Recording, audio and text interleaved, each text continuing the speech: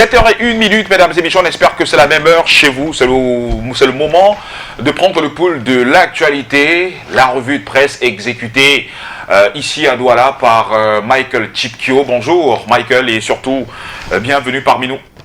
Bonjour Fidil, bonjour Patricia. Comment allez-vous? Je vais très bien et vous-même? Ça va malgré la pluie, hein, ça... Oui, nous avons pu braver. Hein. Si nous sommes là ce matin, on a bravé la pluie. Naturellement, il fallait être là pour servir nos millions de téléspectateurs qui nous entendent tous les matins.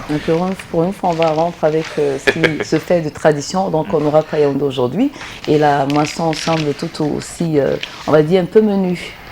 Oui, et on va débuter par le Messager, le quotidien en kiosque ce jour, le quotidien qui nous parle de cette affaire de succession au sommet de l'État du Cameroun avec des appels lancés par un mouvement dit mouvement franquiste depuis quelque temps. Eh bien, le Messager est allé enquêter pour comprendre la position du fils du président de la République dans cette affaire, de nature éloignée du feu des projecteurs. Le fils aîné du chef de l'État est depuis quelque temps la star autoproclamée du mouvement citoyen des franquistes pour la paix et l'unité du Cameroun, créé pour soutenir sa candidature à la prochaine élection présidentielle sans l'aval du concerné qui ne s'en offusque pas pour autant, constate le journal.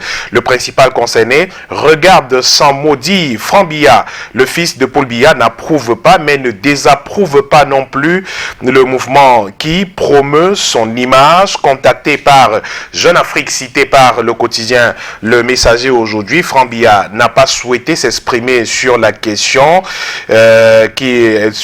justement. L'homme de 49 ans a laissé son entourage faire le démenti. Il ne connaît pas ces gens, jure l'un de ses amis. Ils ont agi de leur propre initiative et il n'a rien à voir avec eux, écrit donc le journal panafricain Jeune Afrique dans ses propos relayés par le quotidien Le Messager en kiosque aujourd'hui, qui parle tout de même de plus de 23 000 adhésions sur la plateforme Facebook de ce fameux mouvement franquiste. Le journal se demande également si la France pourrait être à la baguette et dit tout également sur la succession au sommet de l'État du Cameroun. Succession qui fait bouger les lignes politiques dans notre pays depuis quelque temps maintenant. Le pied de une du Messager nous parle du programme économique et financier du Cameroun avec la revue des compromissions ténébreuses. Comprendre cette 6e revue quelque peu agitée, dressée par le journal Le Messager. Le ralentissement des réformes structurelles et des difficultés techniques aurait empêché le gouvernement et le Fonds monétaire international de mener dans les délais la dernière revue du programme économique et financier signé en juin 2017. Les détails de ce programme économique et financier dans les colonnes du journal Le Messager de ce mercredi, qui nous parle aussi de la transition au Tchad, Cameroun et l'implication de Macron dans le drame tchadien après avoir reçu à déjeuner Félix Tshisekedi, président de la République démocratique du Congo et de l'Union africaine. Le numéro 1 français a fait une pirouette hier explicitant davantage son implication dans le drame tchadien. Cependant, Mahamat Idriss Déby promet d'organiser un dialogue national inclusif dans son pays, écrit Le Messager en kiosque ce jour. La Nouvelle Expression en parle également et parle justement de ce président français qui condamne enfin Emmanuel Macron dans une position hier alors qu'il recevait Félix Tshisekedi à l'Élysée. Les deux présidents ont condamné les violences qui ont éclaté au Tchad après la mort du président Déby et la prise du pouvoir par une junte le 27 avril dernier. L'opposition tchadienne et les organisations non gouvernementales avaient vu dans la présence de M. Macron signe de soutien de la France au jeune général Déby.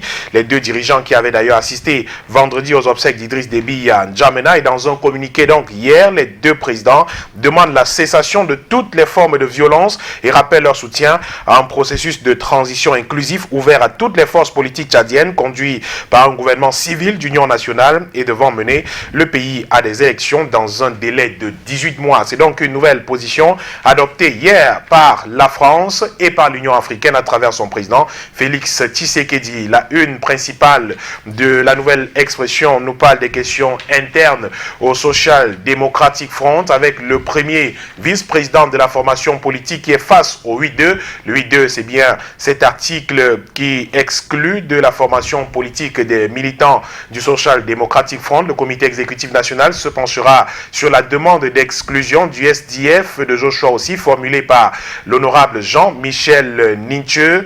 La réunion qui aura lieu la semaine prochaine à Yaoundé, le 8 mai prochain, la réunion du comité exécutif national. Un ordre du jour des plus délicats. Tout d'abord, la demande d'exclusion du parti de la balance formulée par le président régional du SDF pour le littoral, Jean-Michel Ninche. Le NEC doit en effet se pencher à nouveau sur cette question et évaluer une possible application de cette disposition, exclusion du parti politique dans le cas de son premier vice-président. Les récriminations portées particulièrement par le comité exécutif régional du littoral portent notamment sur la signature par Joshua aussi. On se souvient de la première lettre des députés de l'Assemblée nationale adressée aux membres du Congrès américain en février dernier. Les accusations de conciliation avec le régime de Yaoundé au cours de la présidentielle de 2018 et la politique du premier vice-président jugée trop pacifiste. Et au-delà de ces questions internes liées à la situation du premier vice-président du parti, la question du code électoral avec l'adhésion du Social Democratic Front au groupe de 7 formations politiques réunies il y a quelques jours à Yaoundé sur les questions électorales sera également évoquée lors de ce congrès du comité exécutif, lors de cette réunion du comité exécutif national du Social Democratic Front qui se tiendra le 8 mai prochain à Yaoundé. Des questions de justice à la une de l'hebdomadaire du monde juridico-judiciaire Kalara en kiosque ce jour qui nous amène au tribunal criminel spécial et à la rencontre d'un homme, ancien ministre Basile Atangana Kuna, qui est en pleurs pratiquement, l'ancien ministre qui sollicite l'ouverture d'au moins 2 de ses comptes bancaires saisis lors de l'enquête judiciaire afin de lui permettre de subvenir à ses besoins alimentaires, derrière les barreaux. Eh bien, la justice justement qui s'est penchée sur l'affaire depuis quelque temps, les avocats de l'ancien ministre qui ont plaidé cette cause, ils font le forcing pendant que le parquet joue à cache-cache autour de cette question. Pas de réponse jusqu'ici. Tout comprendre autour de cet appel justement des avocats de Basile Atanganakuna dans les colonnes du journal Kalara en kiosque aujourd'hui, qui nous parle aussi de cette grâce présidentielle, la supposée grâce présidentielle à l'endroit de Gervais Mendozé, l'ancien directeur général de la CRTV, inhumé le week-end dernier. Sur la demande du ministre de la Justice, l'avocat de l'ancien directeur général avait sollicité le retrait du recours contre la décision du TCS qui avait condamné son client à 20 ans de prison après le décès de ce dernier. L'homme en robe est revenu sur sa correspondance, plongeant la Cour suprême dans l'embarras total. L'examen du dossier de l'ancien patron de la CRTV a été renvoyé. Le journal nous démontre ici comment Laurent Esso a manipulé Mendozé et la Cour suprême dans cette affaire. Les détails à retrouver en page 3 de ce même journal qui parle également d'inertie à son oreillette gauche avec un autre procès qui a du mal à évoluer, toujours au tribunal criminel spécial, alors qu'elle dispose selon la loi d'un délai de 9 mois pour connaître des recours plutôt introduits en matière de procès pour détournement des deniers publics. La haute juridiction s'est assise, la Cour suprême bien sûr, s'est assise, la haute juridiction est assise depuis 2013, soit 8 ans, sur un dossier dont l'examen avait déjà été programmé à l'époque d'Alexis Dipanda Mouelé. Retour sur le drame d'un ancien directeur financier du chantier naval et industriel du Cameroun et son ancien patron dans une affaire qui pue le complot d'un bout à l'autre selon le journal. 9 années justement d'attente vaine d'un jugement de la Cour suprême du Cameroun dans l'affaire Zacchaeus Fordjindam. Les détails, c'est dans page 7 et 8 du journal Kalara en kiosque ce jour. À lire également le coup de gueule de maître Claude Assira, l'avocat de Zacchaeus Fordjindam. L'œil du Sahel est en kiosque également aujourd'hui. Le tri-hebdomadaire régional d'information du Nord Cameroun nous parle de la situation de la SICAM La SICAM, justement, qui vit encore des moments difficiles et on s'achemine vers une nouvelle fermeture de l'usine SICAM de Garoua d'ici le 10 mai 2021. Les machines seront une nouvelle fois mises à l'arrêt faute de matières premières. Depuis quelques semaines d'ailleurs, nous annonce l'Œil du Sahel, l'usine de la cotonnière industrielle du Cameroun de Garoua ne tourne que grâce à un petit stock de coton, la matière première transformée dans cette unité industrielle pour la production des écrus, tissus non imprimés de sources internes à cette usine appartenant à l'unique transformateur du coton de l'Afrique centrale. Ce stock sera épuisé d'ici le 10 mai.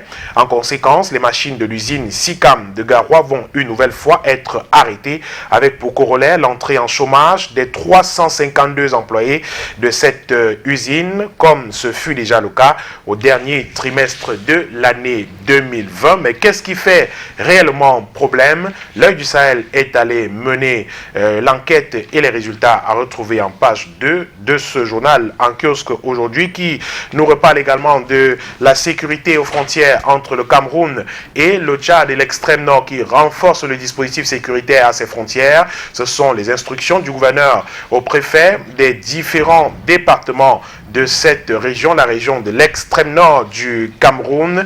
La stabilité de nos voisins a toujours été essentielle à celle de nos zones frontalières, lance le professeur Saïbou Issa, géostratège, expert en paix et sécurité, qui décrypte la situation sécuritaire dans les régions septentrionales du Cameroun, notamment celle de l'extrême nord, avec la situation au Tchad actuellement. Et puis le quotidien Émergence est également en kiosque aujourd'hui et nous amène encore au Tchad, reste au Tchad justement pour parler de ce peuple qui rejette la junte militaire. Le journal s'appuie sur les manifestations observées hier dans le pays, des morts comptabilisés à la suite des manifestations qui ont paralysé de nombreuses villes du pays. On parle d'au moins 5 morts enregistrés lors de ces mouvements à N'Djamena et dans bien d'autres villes du Tchad. Hier, ce peuple qui réclame le retour à l'ordre constitutionnel, écrit le quotidien Émergence en kiosque aujourd'hui. Un autre quotidien, Mutation, également paru ce mercredi, nous parle d'inscription sur les listes électorales débutées depuis le 1er janvier dernier et supposé se terminer à la fin du mois d'août. Les inscriptions sous oxygène, malheureusement, constate le journal. Elections Cameroun peine à s'adapter aux contraintes liées à la pandémie du Covid-19. Le journal est allé mener l'enquête à Yaoundé, Douala, Bertois, Ebolova et Marois. Des chiffres qui ne montent pas du tout, des chiffres qui stagnent depuis le début de ces inscriptions en cette année 2021. Mais qu'est-ce qui fait problème? Eh bien, au-delà de la pandémie du coronavirus, avec des affluences qui ne sont pas observées dans les lieux d'inscription, il y a bien d'autres problèmes relevés par le quotidien Mutation en kiosque aujourd'hui. Cameroun Tribune parle d'animation politique, plutôt le quotidien gouvernemental parle des médias qui sont à la rescousse pour l'animation du jeu politique, texte sanitaire et d'une certaine réserve des partis politiques. Les radios et chaînes de télévision occupent plutôt bien l'espace, offrant aux acteurs politiques de belles tribunes. Le focus du journal en 2 pages aujourd'hui dans le quotidien gouvernemental Cameroun Tribune. Le tri-hebdomadaire, le soir également en kiosque aujourd'hui, le soir qui parle des questions liées à la presse encore, avec les patrons de presse qui entendent marcher le 3 mai prochain. La Fédération des éditeurs du Cameroun qui en a fait l'annonce compte justement dénoncer les mots que minent, les mots justement qui transpercent la presse camerounaise depuis de nombreuses années. Interpellation à l'endroit des pouvoirs publics du ministère de la Communication le 3 mai prochain à l'occasion de la journée mondiale de la liberté de la presse. Nous annonce le journal d'Armand Bianda en kiosque aujourd'hui, qui nous donne également les vraies raisons des dessous de la démission du vice-président de la Croix-Rouge camerounaise, El Hadj Aboubakar.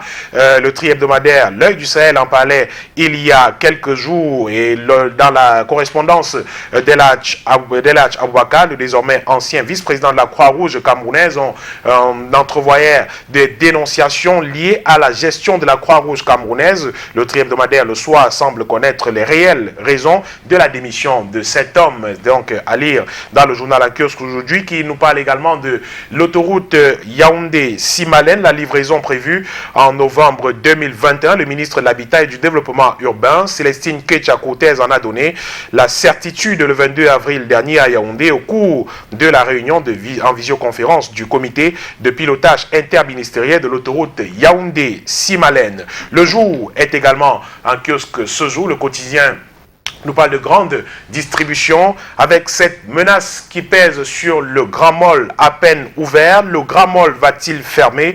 Un administrateur provisoire désigné alors que les deux partenaires camerounais s'affrontent en justice. Mais que se passe-t-il exactement? Le jour nous livre les détails autour de cette affaire dans ses colonnes de ce jour et nous amène également à la prison de Kondengui à Yaoundé, dans la cellule de Vamoulke, de l'ancien directeur général de la CRTV, Amadou Vamoulke, où deux téléphones portables et des documents personnels de l'ancien directeur général de la CRTV ont été saisis au lendemain de sa correspondance adressée au ministre de la Justice. Sa cellule a été perquisitionnée, nous apprend le quotidien d'Aman Mana en kiosque aujourd'hui. Expression économique est également parue ce jour. L'hebdomadaire nous parle de la fête du travail 2021 qui s'annonce avec des revendications confisquées des syndicalistes à l'instar de la précédente édition, la 135e édition se commémore sur fond d'antagonisme pouvoir public, centrale syndicale qui entendent toujours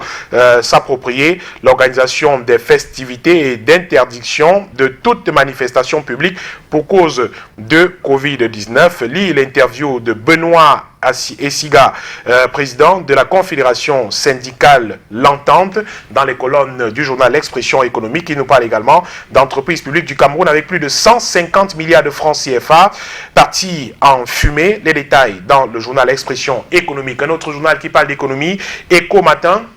Il revient sur ce vent de division entre le groupement interpatronal du Cameroun et le ministère de la Justice. Le refus du JICAM de recevoir une délégation conduite par le ministre délégué, par le ministre délégué au ministère de la Justice, Jean de Dieu Momo, continue de faire les choux gras. Autour de cette affaire, au moins une personne laissera des plumes. Que s'est-il exactement passé? Quelles étaient les réelles motivations du groupement interpatronal du Cameroun pour y conduire le ministre Jean de Dieu Momo? Tout comprendre autour de cette affaire avec Éco Matin en kiosque aujourd'hui, qui revient également sur la fête du travail 2021 et ses syndicats qui vont manifester à Douala. Des annonces sont déjà faites dans ce sens. Éco Matin nous en parle également dans ses colonnes aujourd'hui. Un autre quotidien qui parle d'économie, le quotidien de l'économie notamment, qui revient sur la concurrence. Pourquoi les petites et moyennes entreprises camerounaises doivent protéger leur non commercial? Les experts de la propriété intellectuelle expliquent entre autres que l'enregistrement d'une marque contribue au développement économique de l'entreprise.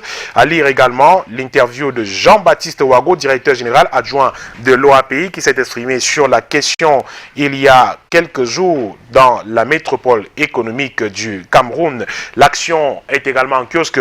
Le journal du comité central du Rassemblement démocratique du peuple camerounais nous parle de santé à sa une aujourd'hui avec la campagne intensive de vaccination contre le coronavirus lancée à travers le pays. Elle commence ce 28 avril, après que Joseph Diongouté et les membres de son équipe ont reçu chacun une dose de vaccin la semaine dernière. Le journal lance une sorte d'appel aux Camerounais de se faire vacciner, justement, à vaincre tout ce qui est dit autour de cette campagne de vaccination contre le coronavirus et à se faire massivement vaccinés. Et EcoSanté relaie également des informations sur cette riposte contre le Covid-19 au Cameroun avec l'Arabie Saoudite qui offre le matériel de protection et des respirateurs au Cameroun. 1,7 million de dollars, c'est la valeur totale de l'aide médicale que le gouvernement du Royaume d'Arabie Saoudite à travers le centre du roi Salman pour le secours et l'aide humanitaire octroyée à la République du Cameroun hier. Ce don est constitué essentiellement du du matériel médical, à savoir plus de 25 000 blouses stérilisées chirurgicales également, plus de 125 000 blouses chirurgicales non stériles et plus de 188 000 masques et bien d'autres produits pour lutter contre la propagation du Covid-19. The Guardian Post également en kiosque ce jour pour terminer. Nous parle du bureau de mise à niveau des entreprises du Cameroun, le bureau de mise à niveau des entreprises mis sur pied par le président de la République du Cameroun à travers sa directrice Chantal Elombat qui continue de faire des pieds et des mains pour booster la capacité des entreprises camerounaises, pour mettre à niveau les entreprises camerounaises. Et bien malgré le contexte difficile, contexte sanitaire difficile actuel lié à la pandémie du Covid-19, le BMN se déploie toujours au quotidien. Les dernières actions de ce bureau de mise à niveau des entreprises à retrouver dans les colonnes du quotidien d'expression anglaise de Guardian Post en kiosque ce mercredi. Merci beaucoup Michael Tipi. On va dire finalement une moisson pas si menue que ça, hein. Au contraire bien dense.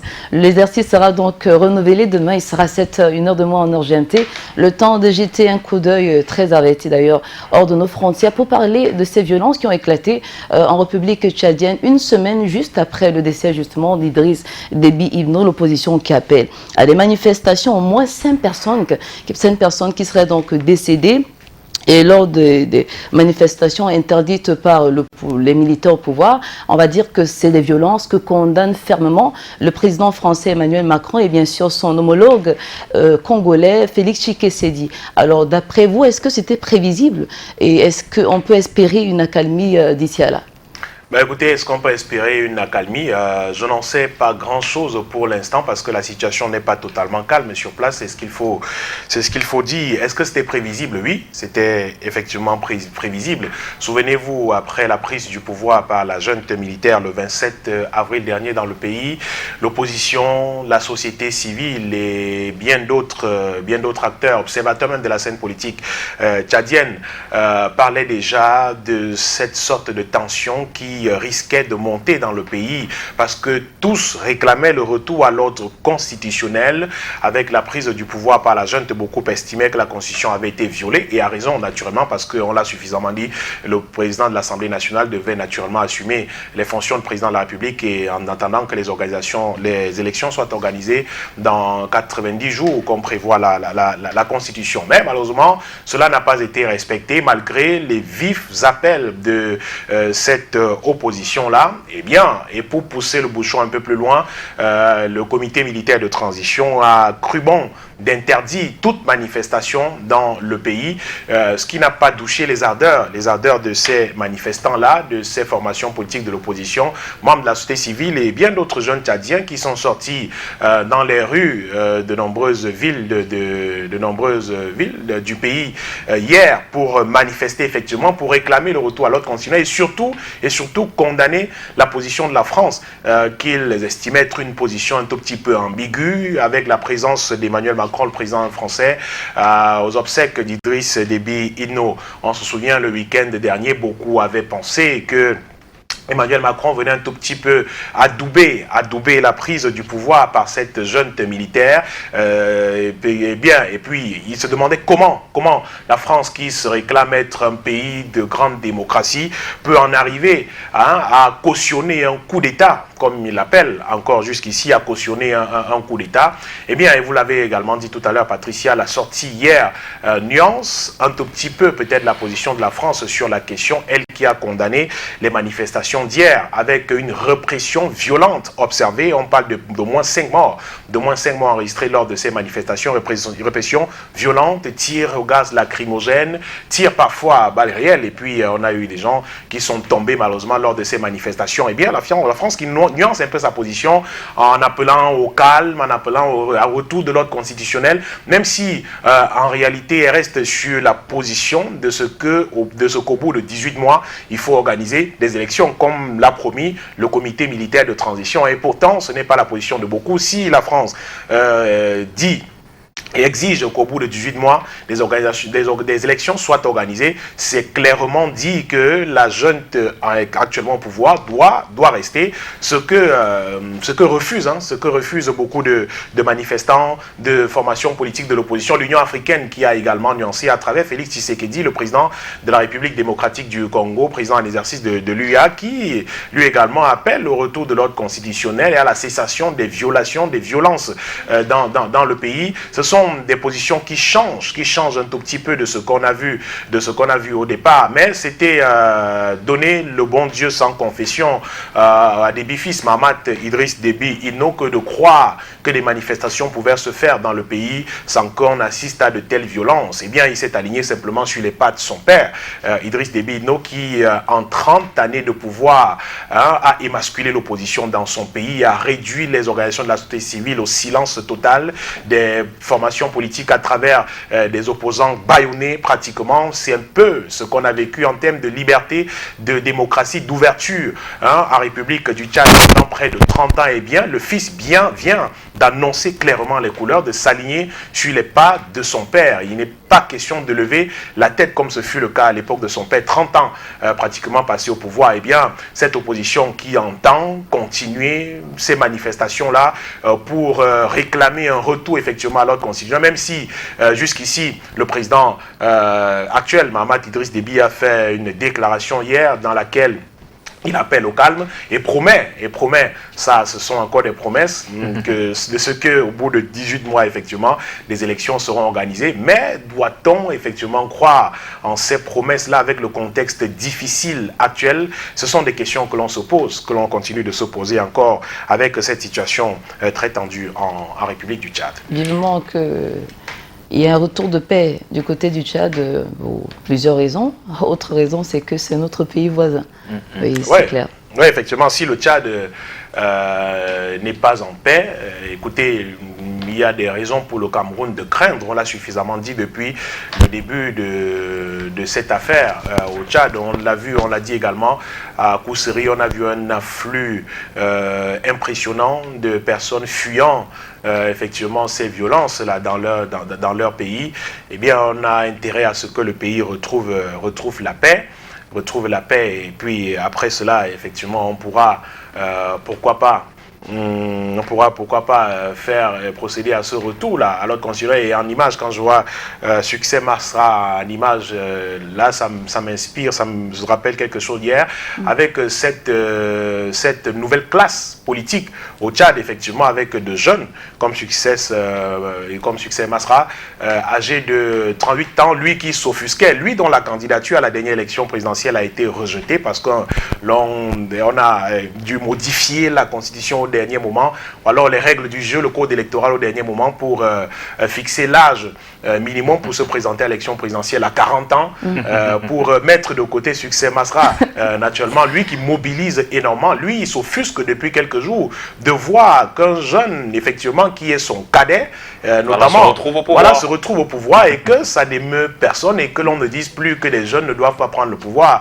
Au-delà de ça, il estime et continue de camper sur sa position, il est légaliste jusqu'au bout et estime justement que le pouvoir doit être remis au peuple, et notamment à l'Assemblée nationale. Et pour ceux qui disaient il y a quelques jours encore, nous l'avons dit notamment au lendemain de la prise du pouvoir par la junte, que des informations faisaient état de ce que le président de l'Assemblée nationale avait refusé de prendre le pouvoir. Succès Masra estime par exemple que l'Assemblée nationale a plusieurs vice-présidents. Si le premier vice-président, le président en question n'est pas disponible, eh bien il y a un premier vice-président, il y en a un deuxième, il y en a même un troisième.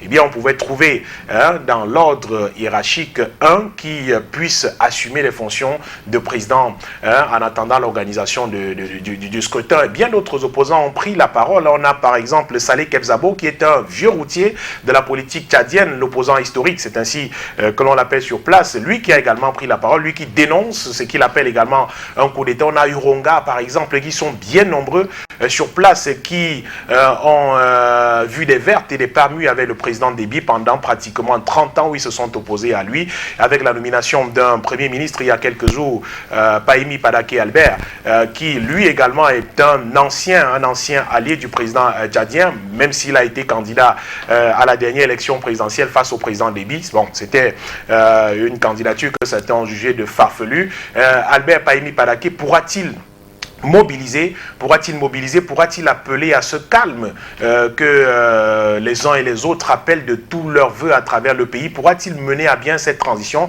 Parce qu'on parle de plus en plus d'un dialogue inclusif qui doit être organisé sur place. Eh bien, on sait que le Premier ministre jouera un rôle extrêmement crucial dans l'organisation de ce dialogue-là. Mais l'homme tel qu'il est actuellement, avec ses sorties, ses positions de ces dernières années, est-il à même de rassembler toute la classe politique tchadienne pour que l'on sorte de la spirale de violence qui semble se profiler à l'horizon? C'est des questions qui se posent encore et on attendra simplement de voir. Oui, c'est un souhait que nous nourrissons vraiment de manière profonde. Et pour peut-être sortir de ce sujet, c'est une petite note du mot. On dit très souvent qu'en politique, il n'y a pas d'éthique, c'est plutôt le rapport de force qui compte. Pour revenir sur cet aspirant qui stratégiquement a été mis de côté. Allez Michael, pour sortir, on va faire un clin d'œil à un grand ami, c'est un fidèle, parmi les fidèles, Monsieur Jacques Bakela, que vous connaissez d'ailleurs très bien, jeune opérateur économique. Finalement, le couple Bakela qui ne rate aucune édition de Canal Matin, ça nous fait grand plaisir parce que c'est pour vous qu'on est là tous les jours. Alors Michael, un dernier mot à nos téléspectateurs. Écoutez, ce sera le dernier, mon dernier, ce sera simplement de vous souhaiter de passer une excellente journée, un très bon mercredi. Merci. Et on se retrouve demain avec le même plaisir. Demain avec le même plaisir, et pour ceux qui aimeraient avoir la quintessence de l'actualité du côté du Tchad, le quotidien émergent se revient donc sur le Tchad en parlant bien évidemment de ce peuple qui rejette la junte militaire. Des morts comptabilisés hier à la suite des manifestations qui ont paralysé de nombreuses villes. Un article à lire et à faire lire.